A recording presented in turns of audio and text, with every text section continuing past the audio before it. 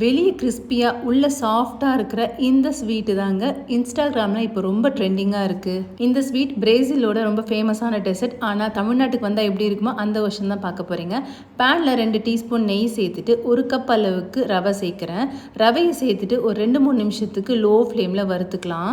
வீட்டில் இருக்கிற ஏதாவது ஒரு கப்பில் எல்லாமே மெஷர் பண்ணிக்கோங்க. ரவையை வறுத்ததுக்கப்புறம் அதே கப்பில் 2 கப் அளவுக்கு தண்ணி, 1/2 கப் அளவுக்கு காய்ச்சின பால் சேர்த்துட்டு ஃப்ளேமை நல்லா ஹையில் வச்சுக்கோங்க. இது நல்லா கொதிச்சு வரும்போது ஃப்ளேமை நல்லா லோ பண்ணிவிட்டு வறுத்து வச்சுருக்க ரவையை சேர்த்து நல்லா கலரி கொடுக்க போகிறோம்.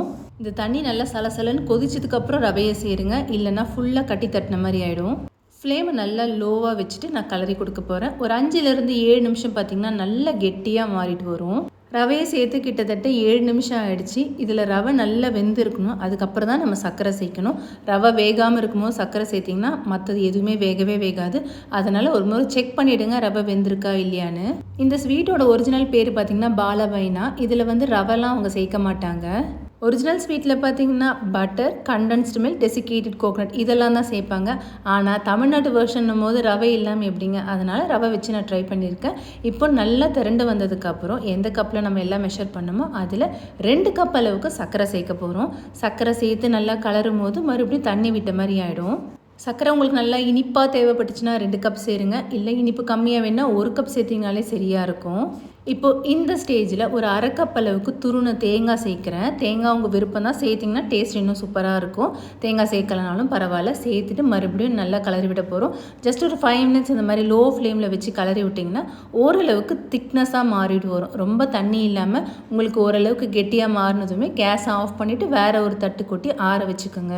ஜஸ்ட் ஒரு 5 நிமிஷத்துலேயே பார்த்திங்கன்னா நல்லா கெட்டி இறுகி வந்துருச்சு. ஸோ இதை நீங்கள் வெளியிலே வச்சா போதும், ஃப்ரிட்ஜில் கூட வைக்க தேவையில்லை. நல்லா இந்த மாதிரி இறுகி வந்ததுமே மறுபடியும் ஒரு முறை கலரிக்குங்க. ஜஸ்ட் ஒரு ஸ்பூன் இல்லாட்டி ஒரு கரண்டி வச்சு கொஞ்சமாக உங்களுக்கு எவ்வளோ வேணுமோ அந்த அளவுக்கு எடுத்து இந்த மாதிரி ரவுண்டாக உருட்டி எடுத்து வச்சுக்கலாம்.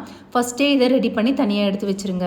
இப்போ அடுத்ததாக கோட்டிங்க்கு கேரமல் ரெடி பண்ண போகிறோம். ஸோ சாஸ் பேனில் 1 கப் அளவுக்கு ஃபுல்லாக சர்க்கரை சேர்த்துருக்கேன். அதில் ஒரு 1/4 கப்புக்கும் குறைவாக தண்ணி சேருங்க.